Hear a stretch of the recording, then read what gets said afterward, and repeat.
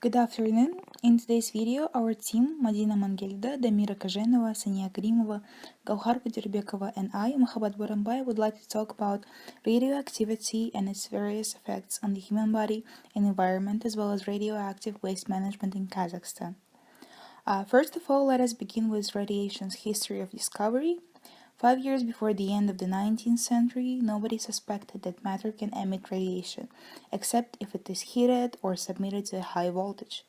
The best understood radiation was light, well described by Maxwell's theory, although not yet quantized. And the radiation discovered in 1895 by Röntgen was particularly mysterious, and for that reason was called X-rays by its discoverer. During the following years, a new phenomenon was discovered, radioactivity. The seeds of the discovery were sown by the person of Henry Poincaré and the subject of X-rays. But what is radioactivity by itself? So, radioactivity is the process of the spontaneous decay and transformation of unstable atomic nuclei, accompanied with the emission of nuclear particles and or electromagnetic radiation, also referred to as nuclear radiation. Nuclear radiation and sources of radioactivity, that is, radionuclides, have become a necessary part of our daily lives. The quantity and quality of our food, our health, general well-being, and consequently our extended lifespan are due in large part to radioactive sources and their numerous applications in medicine, biology, agriculture, industry, and electric power generation.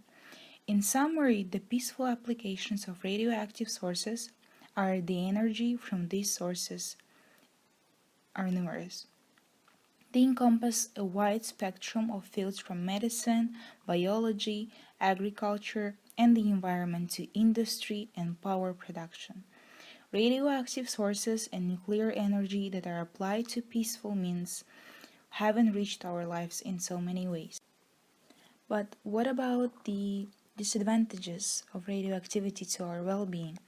Well, the discoveries of X-rays in 1895 and radioactivity in 1896 immediately spawned numerous practical applications of this phenomena, particularly in medicine, as we have told earlier. The capacity of these radiations to cause serious damage to human tissues, what we now usually call deterministic effects or tissue reactions, also became apparent within months, and by 1902, Frieben extended the observation to include the induction of cancer. However, ignorance about the risks was widespread. There were numerous injuries over the next 2 decades and several hundred deaths of medical staff. In order to understand the ethical issues involved in radiological protection, one needs to know that in general, ionizing radiation causes 2 types of harmful effects. High doses will cause harmful tissue reactions, often called deterministic effects. These are often of an acute nature, and they will usually only appear if the dose exceeds a threshold value. Both high and low doses may cause stochastic effects, cancer or heritable effects. Spontaneous cancers and genetic damage occur frequently, and at the present state of scientific knowledge, it is not possible to distinguish radiation-induced cases from spontaneous ones. However, while the specific cases cannot be attributed to radiation, given sufficiently large exposed populations and sufficiently high doses, statistically detectable increases in the population incidence of cancer occur long after the exposures. Well, what about radioactivity in Kazakhstan? It is noted that thousands of people had suffered from direct radiation emitted from nuclear explosions. There were also the effects of uncontrolled spreading of radioactivity, whose geographical location, primary contamination sources, and actual extent are not even fully known. The natural environmental radioactivity in Kazakhstan is characterized by large areas with high terrestrial radiation and escalation of the radon from the ground. Both occurrences are associated with great uranium deposits in the subsoils, for which Kazakhstan is widely known. The mean total effective equivalent due to external and internal irradiation from natural radioactivity is about 2 to 3 times higher than the global average. Other natural resources like gas, oil, and metal ores as well as groundwater and artesian wells, are also highly radioactive. Locally, much more serious consequences have been caused by previous human action that have created intensive source of short and long-term effects. This includes uranium mining and processing, the manufacture of nuclear fuel, the application of nuclear explosions for economic purposes, and finally, the development and testing of nuclear and thermonuclear bombs and missile-borne warheads. Uranium has been mined in 8 of the 14 oblasts, which are regions, at about 100 sites in Kazakhstan. Uranium mining in Kazakhstan started in the early 1950s. Today, uranium production is concentrated in South Kazakhstan, and the emphasis of it means a shift from high-cost conventional mining to the cheaper in-situ leaching technology.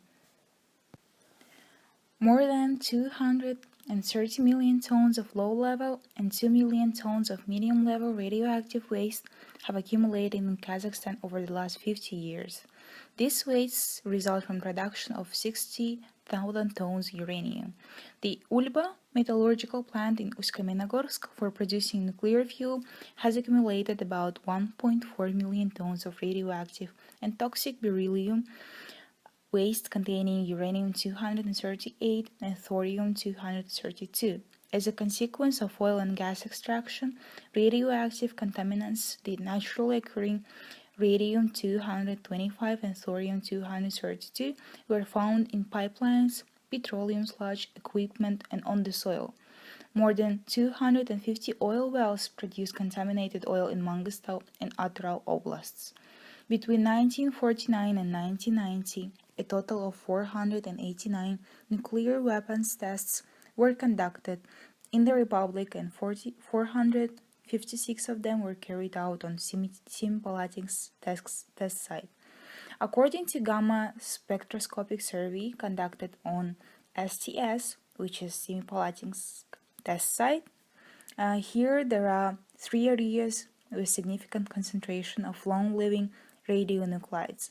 The experimental field with cesium-137 deposition 20 to 185 kilobecquerels per meter square, the Balaban area was 5 to 11, and the Digirin area was 15 to 75 kilobecquerels per meter square. A special problem in this area is that washout of explosion tunnels by rain and flooding has contaminated water. In addition, missiles with nuclear and thermonuclear warheads to be tested at high altitudes or in the space were launched from Kapustin Yar missile testing range. The main area of the military complex stretches far into the West Kazakhstan Oblast. In this territory, there were 11 missile-borne tests were carried out during 1956-1962. Energy yields range between 0.3 and 300 kiloton, and explosions height were up 300 kilometers.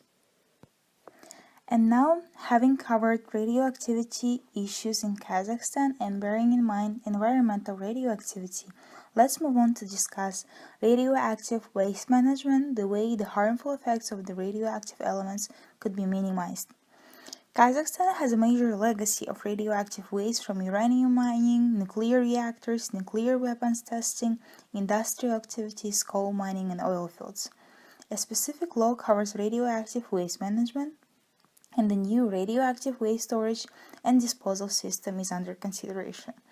At the present time in Kazakhstan, in the field of nuclear legislation, the laws on the atomic energy use and on radiation safety of population are elaborated with using of international experiences in this area and adopted by Parliament of the Republic of Kazakhstan. National regulations for the safe transport of radioactive materials was elaborated on the basis of International Atomic Energy Agency Transport Regulations, 1996 edition, and adopted in 1999. Some regulation documents of the former Soviet Union and norms of radiation safely on NRB 99, developed and accepted in Russian Federation in 1999, are used as well. The state system, which includes the number of ministries, agencies, and committees of Kazakhstan for the supervision and regulation in the field of nuclear and radiation safety, was created. Atomic Energy Committee controlled all types of nuclear activity by means of licensing. Decommissioning of the BN-350 fast reactor at Aktau, known as Shevchenko from 1964 to 1992, is underway, with extensive international support. Used fuel has been stored at site, as is 1,000 tons of radioactive sodium. In 1997, the USA and Kazakh governments agreed to undertake a joint program to improve safety and security for the plutonium-bearing spent fuel from the BN-350 reactor. By the end of 2001, all of this material had been inventoried, put under International Atomic Energy Agency safeguards, and placed in 2,801-ton, 4-meter-long storage canisters, with more radioactive and less radioactive fuel packaged together, so that each canister would be self-protecting, making the fuel elements far more difficult to reach. And still, this was necessary because much of the spent fuel had been cooling for so long, and was so lightly irradiated to begin with, that some of the individual fuel assemblies were no longer radioactive enough to be self-protecting against theft. The USA and Kazakhstan agreed to ship the material to the area of the former CHEM091 nuclear test site in northeast Kazakhstan, west and south of Kurchatov City for storage, and the U.S. National Nuclear Security Administration designed and purchased dual-purpose transport and storage casks for that purpose. These were made at a former torpedo factory in Kazakhstan. Some 3,000 fuel assemblies, about 300 tons containing 3 tons of plutonium, were removed from the reactor site in 12 shipments over 2009-2010 under U.S. supervision, and were transported about 3,000 kilometers by train to a secure storage facility in CHEM091. This is licensed for 50 years, and the Kazakh government will be responsible for the ultimate disposition of the fuel beyond that. About 10 tons of fresh, high-enriched uranium was sent to the Ulba plant at Uсть-Каменогорск for downblending to low-enriched uranium. The CHEM091 test site hosted about 470 nuclear weapons tests in the Soviet era, and there remains a significant legacy of environmental damage there. The site was closed in 1991. The USA and Russia worked together over 1996 to 2012 with Kazakhstan to secure the former test site, which is bigger than the American state of New Jersey. The focus was on waste plutonium. It is concluded that the management of radioactivity contaminated land in Kazakhstan must promote the purposes of protecting man and environment against the negative impact of ionizing radiation and reducing or eliminating radioactive contamination. It is necessary for the government of Kazakhstan to mobilize all possible sources for implementation of the rehabilitation measures and project, with a special attention given to the needs of the victims of previous harmful operations. Thank you very much for listening.